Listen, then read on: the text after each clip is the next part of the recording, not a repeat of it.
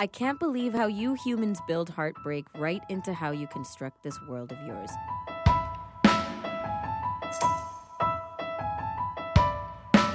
This is a quote from Letters with Smokie, which is a book we'll be discussing on today's episode of AMI Audiobook Review, written by Rod Michalko and Dan Goodley, authors of the book.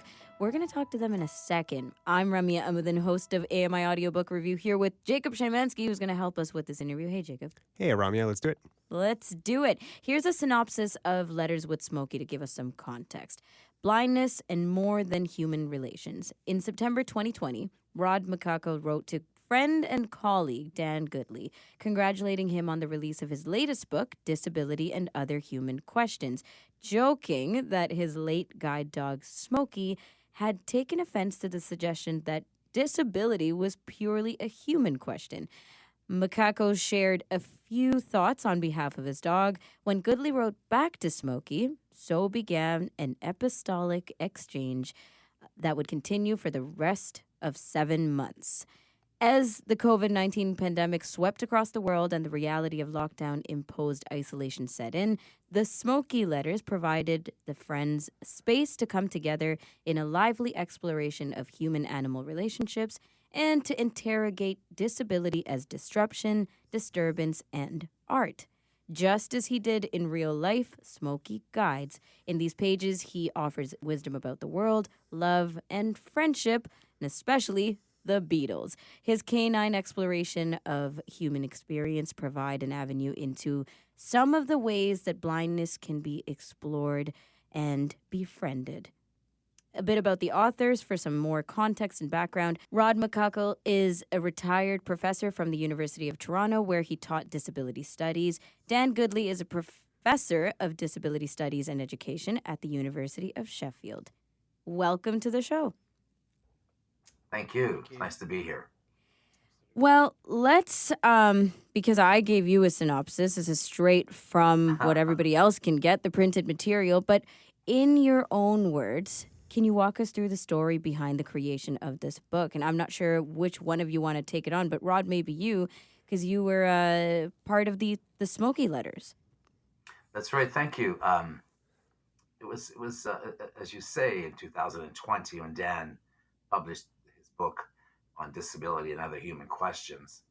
I congratulated him on it. Dan and I have been friends for so many years, and so we've celebrated each other's publications and other kinds of things we've celebrated. But I then thought about the title, and Smokie, my guide dog, passed on several years ago.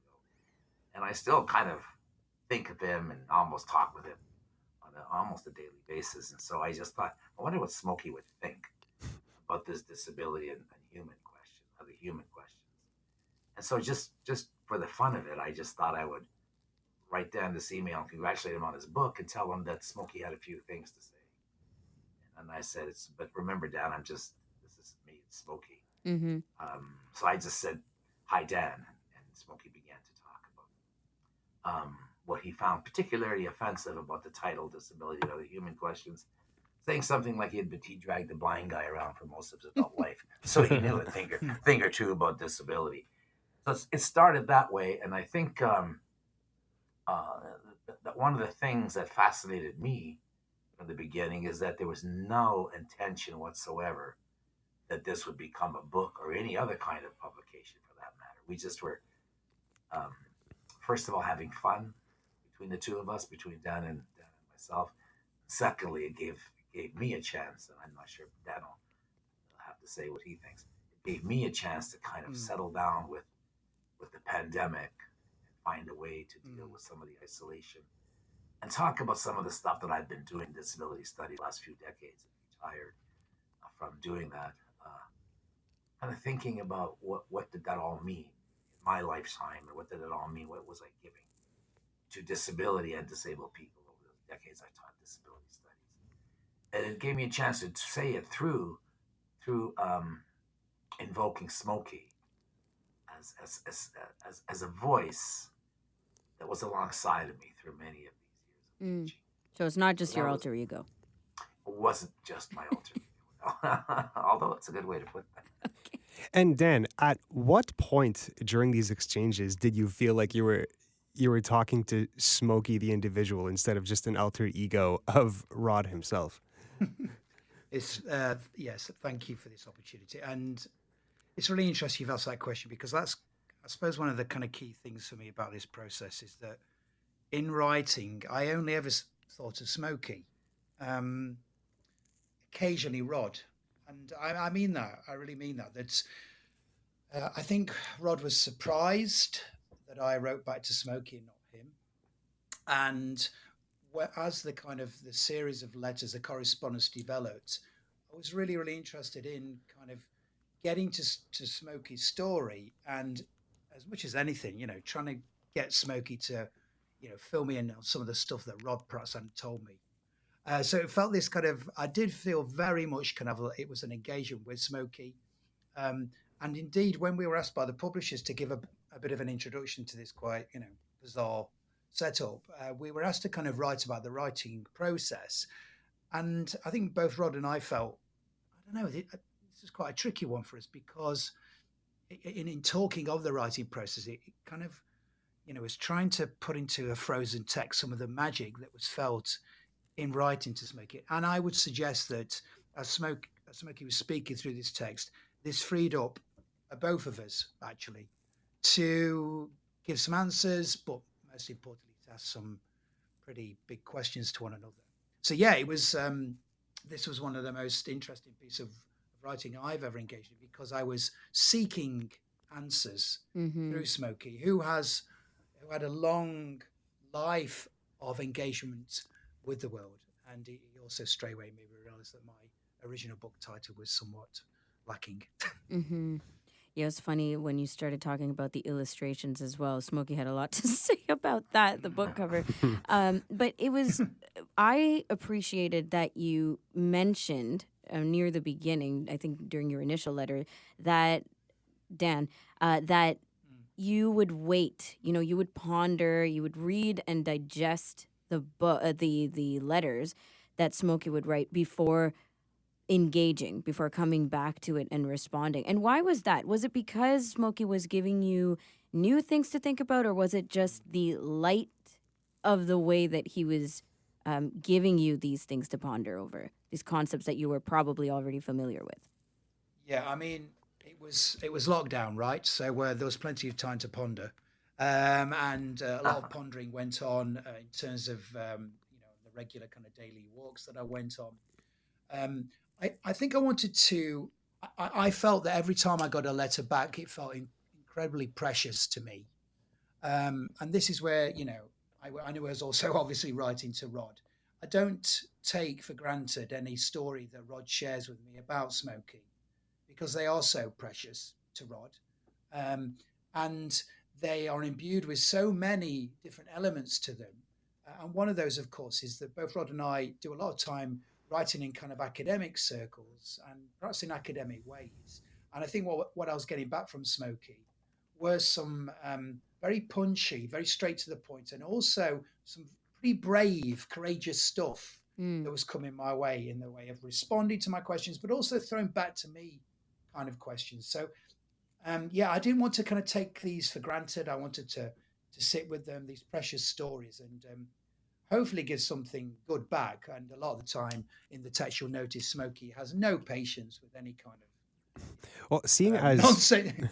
seeing as both of you have and are currently professors, um, was this an exercise in academia for you, like what you usually do, or was this somewhat of a departure?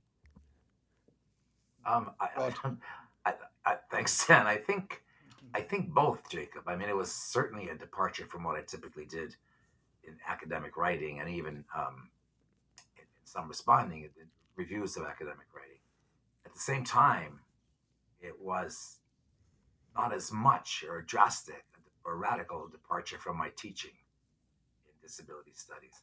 So I began to realize after many, many years of teaching, which is the problem with, at least the problem I have with teaching, is that I'm, I'm a little reluctant sometimes, a little bit slow to learn from my own teaching and from what's being taught in the classroom beyond the teacher and the students, Mm. that kind of a dichotomy. So I don't learn um, as much as I would like to, and even in the contemporary thing in disability studies, where the abstraction of lived experience seems to be some notion of expertise. So I should be an expert not only in disability but in blindness because I'm blind. That's kind of a difficult one for me So it because I've sounds been like blind. this was somewhat of a learning experience for you as well. Mm. Oh, incredibly so. I mean, it was, when Dan says that the stuff was precious that he was receiving from Smokie, it was equally as precious for me to learn the kind of freedom I would have in speaking uh, with Smokie, not really through his voice, but imagining what he might say to disability studies and to Dan in particular. It's in the same kind of way where you asked initially if Smokie was a mere alter ego or something like that. Sometimes my blindness is like that kind of an alter ego. And, Mm. Smokie's taught me and continues to do so in so many ways because of the memories and of the feelings and stuff I have in being with him those many years of just how crucial, this life of disability is to the world.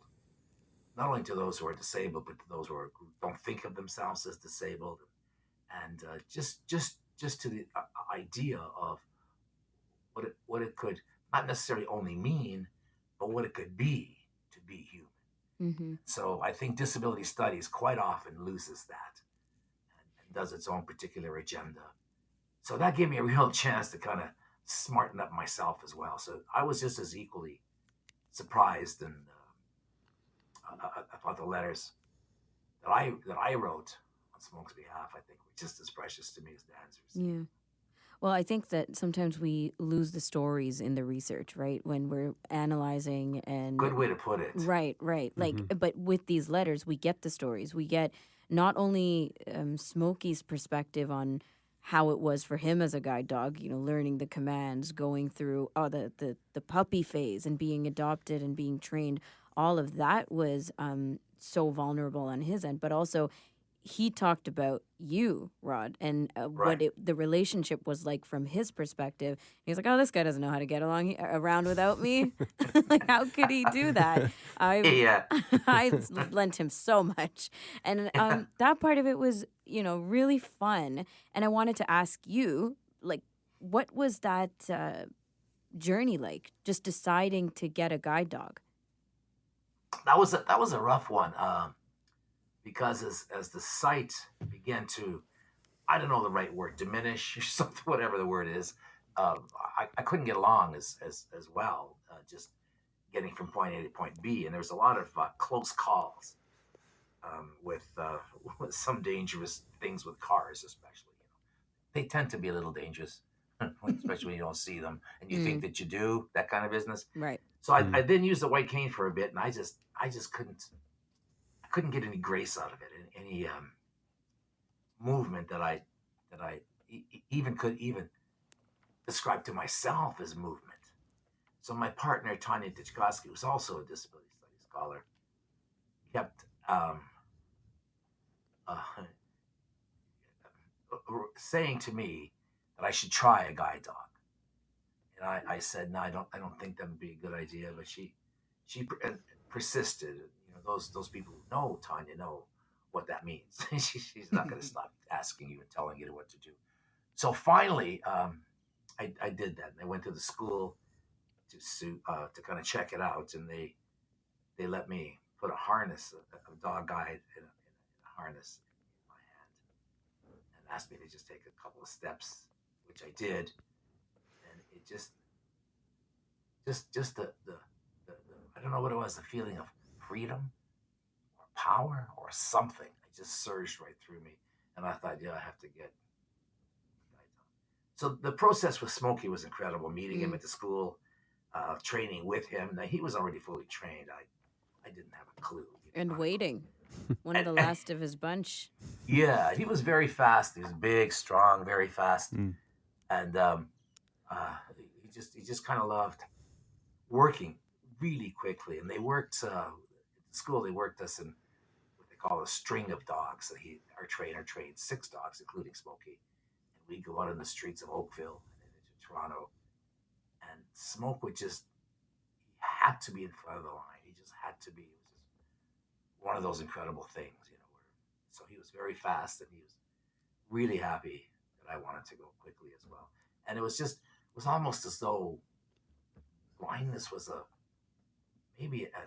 was going to say an excuse, but maybe an occasion for both Smokie and me to sort of free up this incredible notion of movement that human beings experience, and no matter which way we move. And I began to realize that movement, that freedom, was perhaps the greatest freedom of all. And in whatever way that we move through our lives. And I think that's what Smokie taught me more than anything, was just to kind of love the movement. And one funny thing is that where I began to realize that he knew I didn't have a clue. Yeah, he said so. Most guide dogs, they're trained to, when you come to a street corner or something and you want to go left or right, so you make the decision as a blind person, and it may take you a few seconds before you say right or left. Smoke wasn't into the few seconds. He gave me maybe a second and a half. And if I didn't decide, he did. He was very patient. I remember getting off the subway the first time. I thought, how do I get out of here? Is it left or right? And the door opened. I was thinking, he just took off.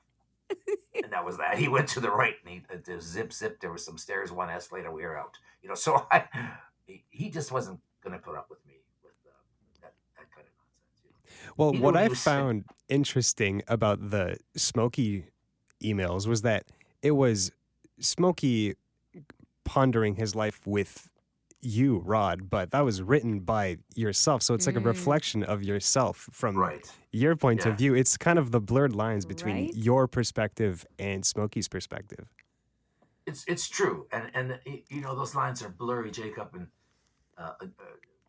no matter what perspectives we use, like blurry between the perspectives of disability studies and the experience of disability, whether ours or that of others, and the just the blurriness of the perspective of blindness and the blurring that with sight and that kind of thing. But that's a really good point that Smokie just taught me that when I was moving in the streets, moving in life with Smokie, what was moving was Smokie and me together. It wasn't Smokie was not a technical assistive device for me getting around at all.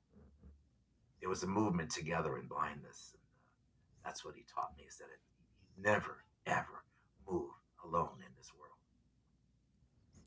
Something else that's blurry about this book is it kind of blurs a line between fiction and nonfiction, because it is based on both of you's real experiences, real email exchange.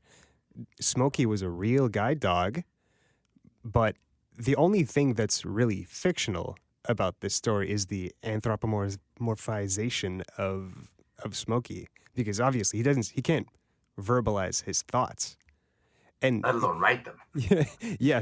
And let alone write them. So, given that hazy labeling, how would you ideally want your readers to approach this read? Dan, what do you think of this? I think haziness is another interesting word here, because I kind of take a little bit of offense at the very idea that this is somehow fictional, when I know it's completely fiction is all we have, right? There's something about the kind of authenticity, the honesty, the openness, the preciousness of the stories that Smokie shares with us. And that when we come to kind of, as we all do, categorize different kinds of writing, it somehow feels that, to make these kind of distinctions, we're in danger of simplifying this kind of form of writing through that kind of categorization. And by the way, Jacob, I'm not having a go at you there. I just think there's something about how we think of writing. I mean, I was also struck by the opportunity within the writing to Smokie to really, to use a nice British phrase here, to really take the piss out of Rod, to give him a rise, to challenge him, to pick him up, to really go with the fact that, you know, Right. he was totally, you know, inept at this, you know, being the guy who, you know, is now has some kind of responsibility over Smokie. What a joke that is. But I wonder about how I suppose the playfulness of the way we wrote together permitted us to rib, to challenge, to joke, to jest with one another. But actually, it got us to some very interesting ways of thinking. It did. About the world, about blindness. Blindness is only one thing that's, you know, spoken about within the text. There are many things. And just to finish, I thought, Rod, when you're there talking about the grace and the movements that you and Smokie engaged in the world, I was just thinking there about how those words, those beautiful words, contrast with the word you used earlier, which is diminished, right? Or, you know, mobility, which is always, you know, a word that kind of comes alongside disability. So I'm wondering here about this kind of playfulness of the writing, the style of writing, actually kind of might capture, maybe even fit with the possibilities that Smokie and Rod both bring to the world. I think Dan's right in so many ways.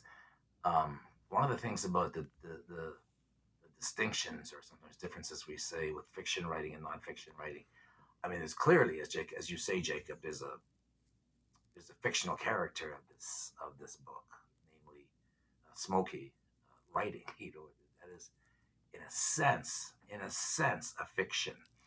I think what we try to do, or how I would like readers to read this book, is with an understanding that no matter how we live our lives, and that's, I think, why we quoted Chris Christopherson, is that, you know, all our lives is like partly truth and partly fiction. That's why we're moving contradictions, you know. And there's a beautiful writer, a beautiful Indigenous writer in Canada named Thomas King, and in his Massey lectures, the first chapter of his Massey lectures, published into a book, Truth About Stories, he says that the truth about stories is that that's all we are, is that we story our lives in whichever way we decide to do that. Now, the offensive thing, what offends me in a way that Dan was speaking about offense, is when academics, namely me, Dan, think that we're not telling stories when we write academically. I mean, that's nothing but a story. Exactly. The question isn't, is it accurate? Is it correct? But is it a good one? Can I live with and by this story of disability? And frankly, I hope this interview doesn't get to other disability studies scholars, but frankly, often disability studies is not that great of a story to live disability in and with. Right. Quite often, you know. So I think what Smokie and I were trying to do, not only in this book but also in our lives, was to show that the story of blindness, as it's told in my culture, a culture which I share with so many, a culture which I don't share with others, and the cultures that come into my culture, how blindness is spoken of and told. The story of blindness is told in those cultures does not have to be the one that me, a blind person, has to necessarily to live. I might have to live with it, as you know, we all have to live with some junk, but I don't have to live in it. And it was really Smokie who taught me that. You know, he said we could do our own blind thing, man. You know. Mm-hmm. And we laughed together, we cried together, same as I've done with Dan over the years of doing disability studies. Right. So I think that was the biggest thing that Smokie taught me. I don't have to live in the kind of blindness that my culture has given me. I have to live with it because I'm in the culture. But we don't have to live in it, Rod, is what he was telling me. Which was a tough lesson to learn, man, you know. You're speaking to a lot of vulnerabilities I picked up from Smokie's letters when Smokie was talking about you, right? And talking about some of the experiences that you had, and even just the one that you shared now where you're walking through the subway station going, I have no idea where I'm going. Yeah. And there are these expectations, right, or the ideals of what it's like to be a proper blind person, how to do it right, and how to know how to handle your guide dog, and all these things. So that stark, contrast of Smokey going, no, he has no idea what he's doing without me, is such a vulnerable place to be in as reflection, as Jacob pointed out. But I'm curious, Dan, if you had to challenge yourself for things that you were defensive about things that you thought you knew already. Other than the Beatles argument, which was obviously everyone was getting defensive on that. But with things that Smokey was bringing to you, or that Smokey was bringing to you that may have been different, contrasting, challenging what Rod could have been giving to you, did you have to sit with that as an academic, as a person who also studies this realm of work and, has your own preconceived notions? I mean, well, firstly, I wish I could, maybe I will. I must follow up with Smokie, the idea that Rod's not a proper blind person. I think Smokie could say something very, very interesting about that, very funny about that. I think, I think that I did. And what was important and very, I think, enlightening was there's a lot of stuff written across various kind of academic spaces about vulnerability. But like Rod was saying earlier, sometimes it feels that those stories aren't, they're not particularly evocative of vulnerability. And I think what is interesting in this book, and I think what I'd hope the readers get from it, is we get to some interesting conversations about our shared vulnerabilities, about mine, about Rod's own vulnerabilities. But we get to that through, interrogating from a dog. Now, this is, I think, very interesting because prior to these kind of letters, I was very much into some of the kind of writing around what's now called kind of post-human theory and post-human thinking. I'm still very interested in that. But I thought what was interesting about, probing Smokie. And in the book, one of the things I do is I'm endlessly probing him. I'm endlessly pushing him to tell me more. And one of those things is about vulnerability.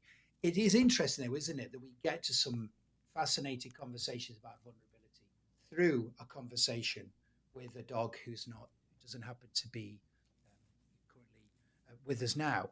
So yes, I did, but I think I did kind of find myself engaging in those kind of self-reflective moments, and of course it was at a time when vulnerability was, particularly magnified and illuminated by COVID-19. Right.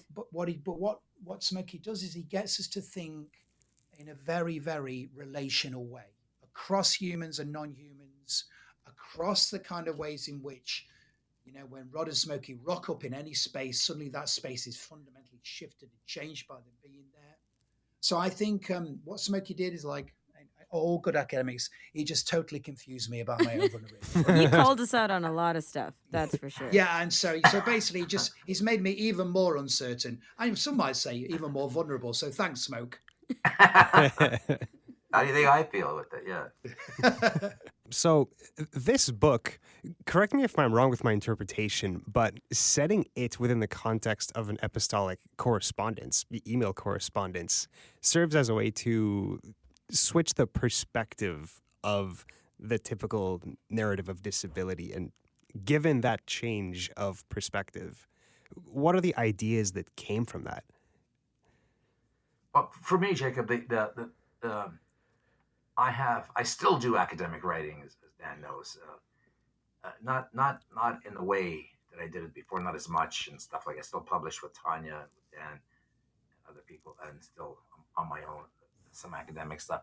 But I've turned more and more to fiction writing now, as a way to emphasize for me in a more direct way that disability is really a conversation that takes place in the world, a real one, not a made up one, but a real conversation between and among all these different characters, as some of them we've been mentioning here today: the character of vulnerability, the character of humor, the character of all sorts of things relational to disability, the character to, like, what humans know as opposed to what animals know, that distinction as well, and the blurriness of that one too.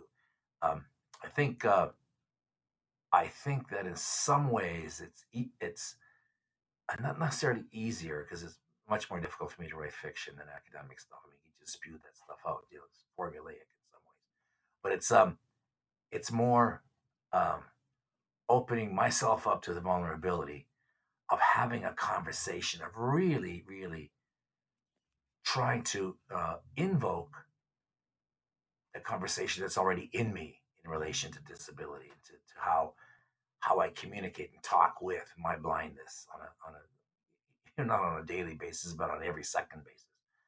Um, it's so much part of my life, or is my life in so many ways. So Smokie taught me that with fictional stuff, because I would talk with him as we worked. I mean, I talked with him like he totally understood everything I said, and he did understand a lot, but um, it wasn't. I probably should. There are people in Toronto right now who have an opinion or an idea of guide dogs that is totally false and inaccurate. The stuff that I would say about Smokie, what he could do, how he could see that lights were actually green or red, which he didn't. But some people thought he did and said, "Wow, he's incredible that way." I said, "Yeah, I have no idea how he knows it's green and red. Shouldn't have done that." Or make fun of people as we move through a place like Yorkville, for example, which is Dan, I think you know that about Toronto. It's kind of a wealthy shopping place.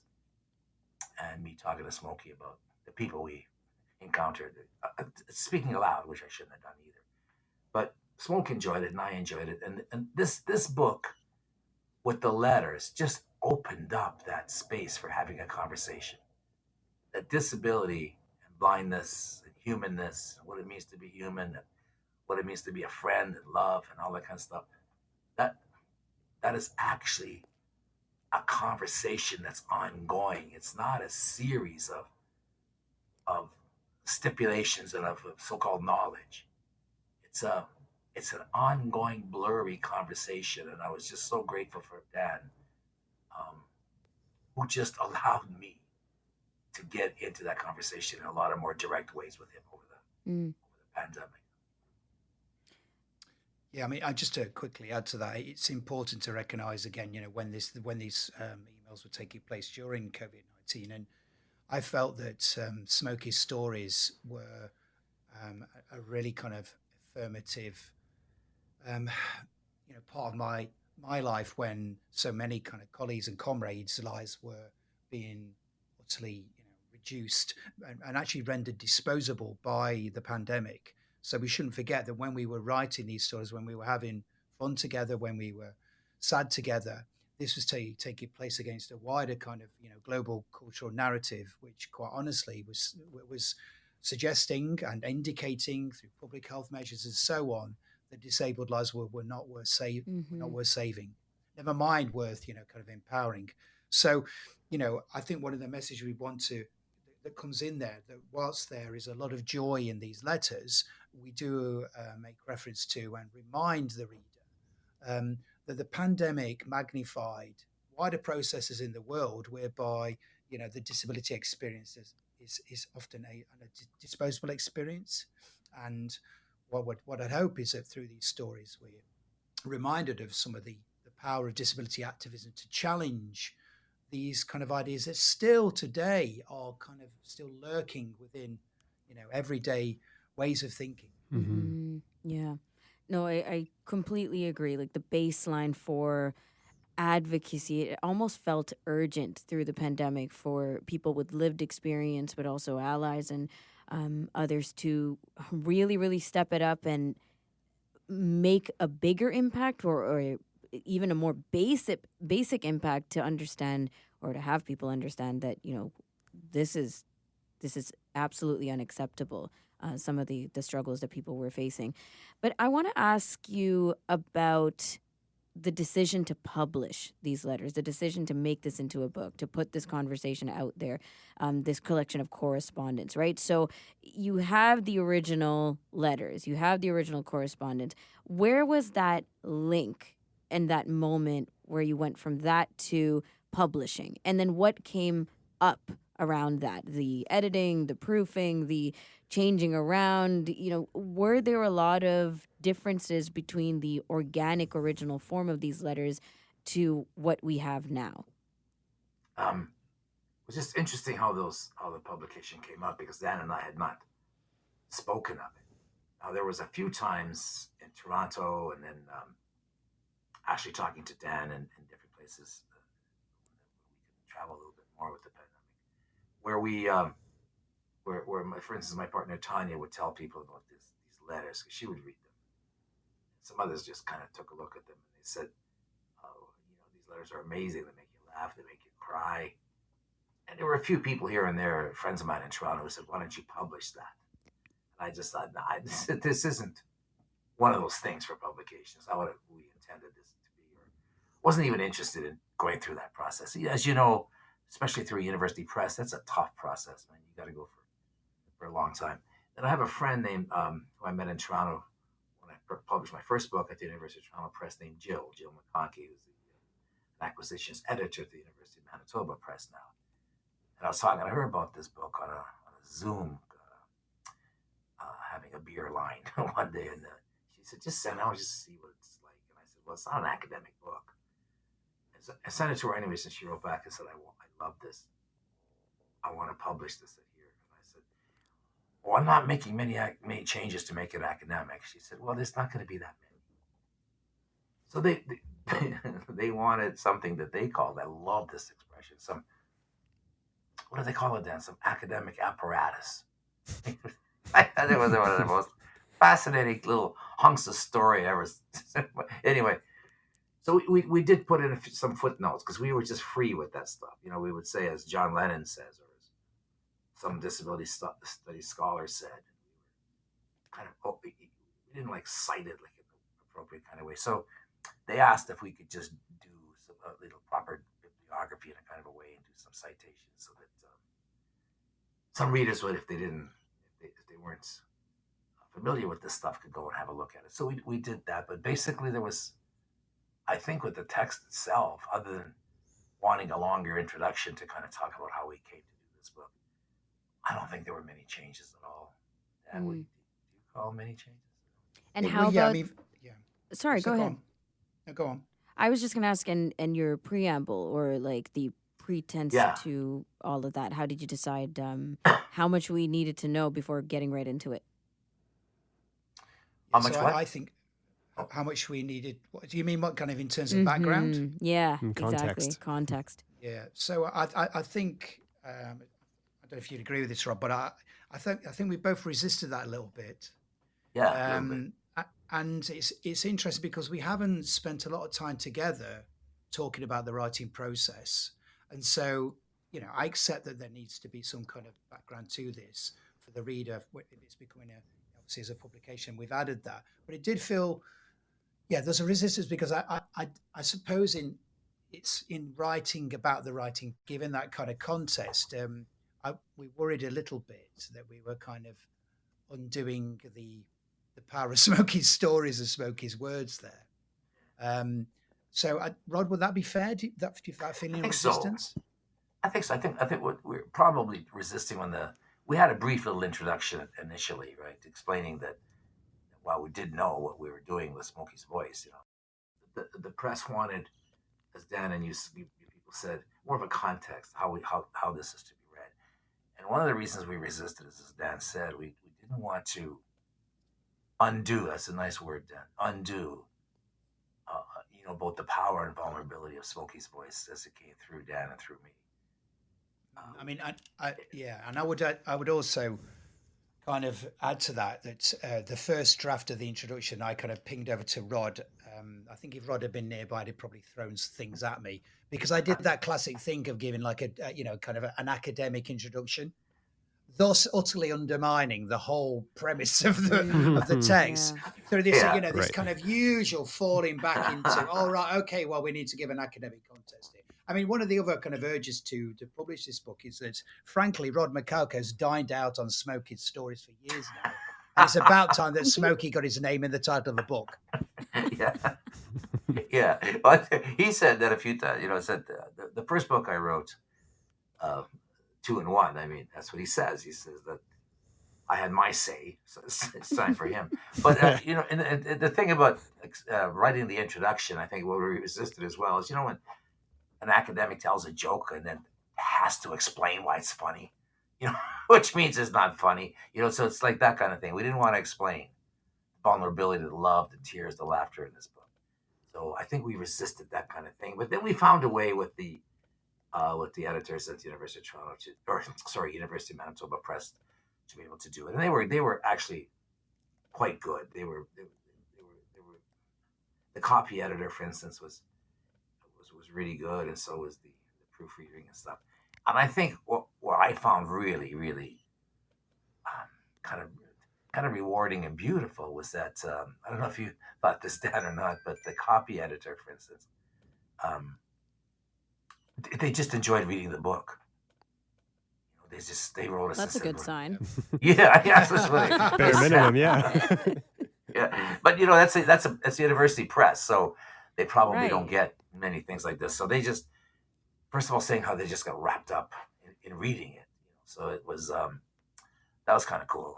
They're probably used to reading stuff that's a little bit drier, but I was very surprised to hear that your editors didn't make too many modifications to the emails, because, No. I mean, you guys write beautifully in your emails. I never proofread my emails. Nobody ever proofreads their emails. They're remarkably well written. And I'm wondering, like, at any point during this process, you were just writing for yourselves? That's crazy.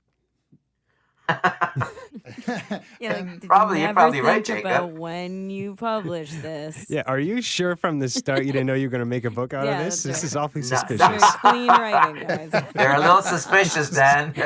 No, we always write this way. You're so articulate. That's right. You ought to hear My us in a God. pub, Jacob. You just Yeah. inserted the profanity afterwards, I'm assuming. Yeah, Yes. we just put that in. That was actually Dan's mother who read it, who suggested it. yeah. She wasn't very happy with the swearing, to be fair. No, she wasn't. Well, that was Smokie doing most of the Yeah, swearing. that's right. Yeah, That's he what we gets said. It's definitely wasn't there sounding, to- yeah, sounding like so we alter ego just- stuff now. Yeah, we blamed him for that stuff. Well, actually, he did have his way. I mean, he would do a little. He had this kind of funny shake of his head in the harness. Oh yeah. When people would do what I thought to be kind of silly things. I mean, like turning into a doorway. We knew where the door was. Smoke would find the door. He would try to put his nose right on the handle of it, so I could just put my hand down his face and open the door.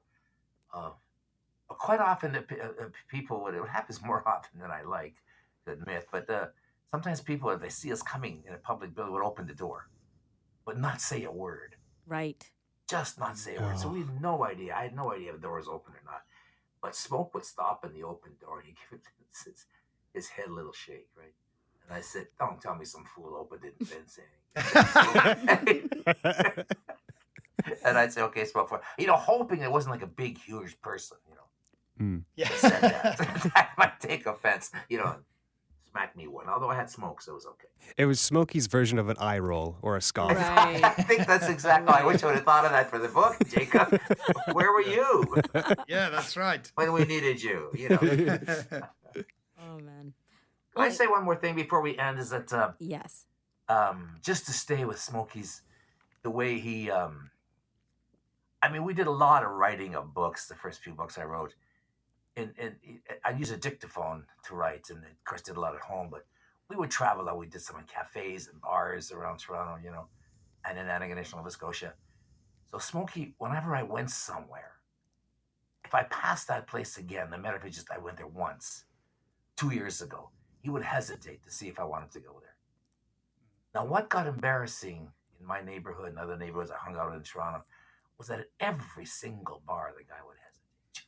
It just got people say, "Is that what you do? You spend all your time in bars?" This is Oh, he's awesome. judging you. Yeah, I said, "Smokey, stop it. Just stop it." But we would do that. So that was kind of a interesting thing. Now, we're going to have a book launch for this book. So that's why what I told you about the bars was kind of crucial. And we were wondering where in Toronto to have the book launch, like a conventional one at a bookshop, or something like that. And my partner, Tanya Tichkowski, said, what about that beautiful old bar downtown called the Imperial? They have a back room. That's where we're going to have the book launch. Smokie would have loved it. It's lovely. Sounds fun. Yeah. You guys, thank you so much. Really endearing conversation. I think we learned a lot just reading, but talking to you, getting so much of the background, the knowledge, the how this sat with you, this whole experience has been incredible. So thank you for sharing, Rod and Dan, and appreciate your time. Thank you. It's our pleasure. Thank you both. All the best. Rod Michalko and Dan Goodley, authors of Letters with Smokie, a collection of letters providing a lively exploration of human-animal relationships and space to interrogate disability as disruption, disturbance, and art. You're listening to the AMI Audiobook Review on AMI Audio. Stick with us. We'll be right back.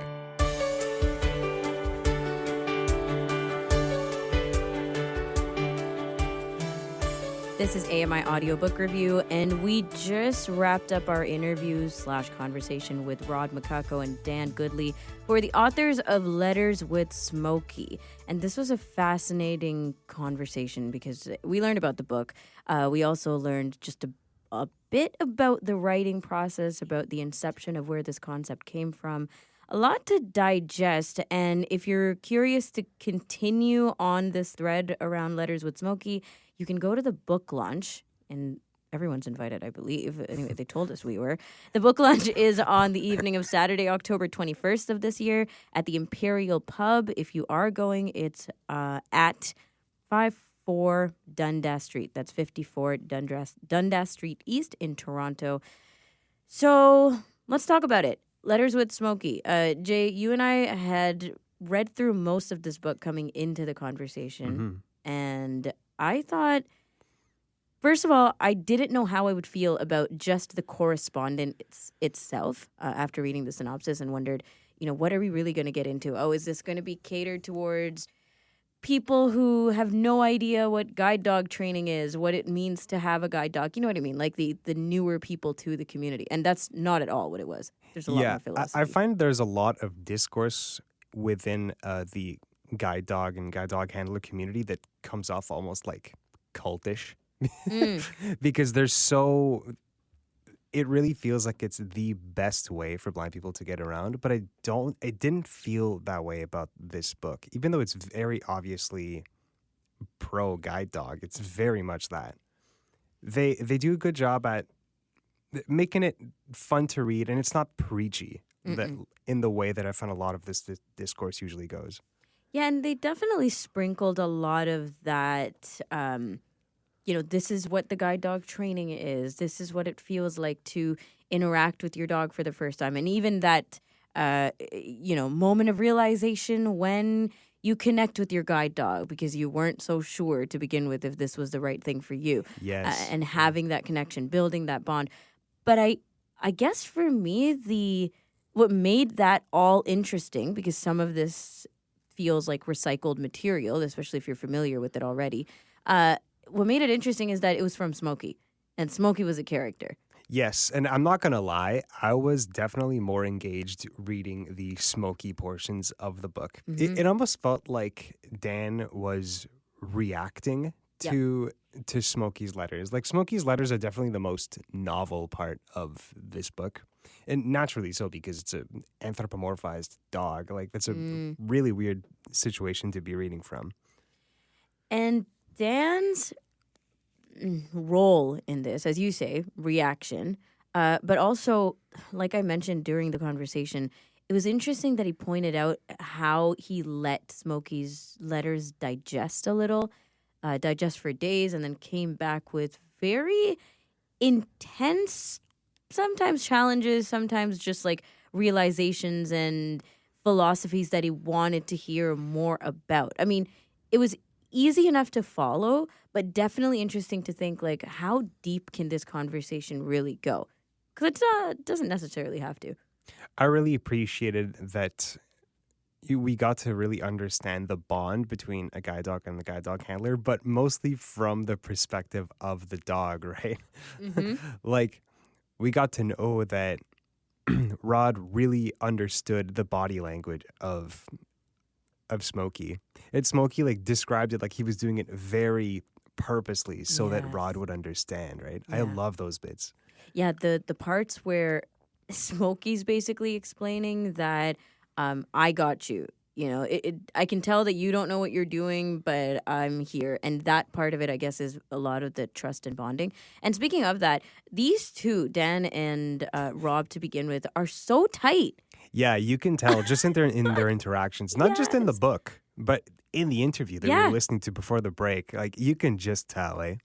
It was so lovely to have just the banter, the laughter and the closeness and the curiosity, I think, too, for each other's experiences and being able to bring that into written correspondence, but as well, yeah, the love definitely is there throughout the interactions. Absolutely. Okay, so for disability content, right? For this book being shared amongst the disability communities Right. and the kinds of conversations that'll be brought up there, what do you think about the tone? Well, naturally, this is Speak going on to get behalf passed of the around. disability community. Yes, I'll do my please. best. Naturally, this is going to get passed around the disability community. I really appreciate how it approaches the tone of disability, because even when it's authors with disabilities themselves, there's often a subtext of inspiration porn, a subtext of this is what I go through. Like, I want you to understand. But this was more telling a story. It was a story of friendship between Rod and Smokie, and Rod and Dan, the two of them. And it wasn't preachy. It wasn't trying to teach you anything. It was just, it lets you interpret their relationships in the way that you want it to. Mm-hmm. The wording that they use in the synopsis / just, to understand the book better. Interrogate disability as disruption, disturbance, and art. I think that alone gives people the idea that they're not trying to give you answers, right? They're trying to ask questions. And obviously, that was the entire correspondence to begin with. It's just asking questions, sparking curiosity, just going with different thoughts and understanding of experience. That part, I think, is what makes it very open-minded, not just for them as the writers and as academics kind of coming into this realm in a different mindset, but also to invite others to do the same. I think what they really achieved here was opening the doors to what the narrative of disability can be. Because they're not coming here with answers. They're coming here with questions and making you rethink the way we observe disability. But more specifically in this case, the relationship between a guide dog and the handler, the person with the disability. Yes. Yeah, and rethink the narrative of disability, but not exactly tell you what that rethink should be. Yes, exactly. It's not like you have it wrong. Here's the Yes. answer. Yeah. It's we might want to rethink the way we've been talking about this whole time. It's not that simple. Exactly. No, I love that. I love these kind of open-ended discussions. Anyway, we still have the rest of the correspondence to read, so I'm curious about where it goes and the kind of like progress they make throughout these letters. But check it out. It's available on Sela. It's accessible. And the authors of Letters with Smokie are Rod Michalko and Dan Goodley. Before we wrap up, let's check the Sela homepage because we have not done that yet. And the 3 titles that are up there for the featured section of the Sela homepage, which is at CELAlibrary.ca. That's the Center for Equitable Library Access. We'd love to shout them out every week, by the way. The 3 titles that are up there right now are The Whispers by Ashley Audrain, suspense and thrillers. And we reviewed that one in the past episode. You can go back and listen to that one. So good. I still can't get that book out of my head. The Wager by David Graham. This is a history, so maybe you can check that out if you're into it. And the last one up there, because they always have 3, is The Misses by E.L. James, and that is a romance. Maybe they'll have 3 new titles next time, and then we can find out if we check any of them out to review on the show. That's it for this episode. We have more conversation coming your way next week as we release weekly episodes of AMI Audiobook Review. And on that chat, I think we're going to talk a little bit about mobile books. Books coming to us and not just us going to books. And I'm not talking digital either. I'm your host, Ramya Amuddin, with co-host Jacob Szymanski and technical producer Nasreen Abdel Majid. Until we chat again, happy audiobook listening.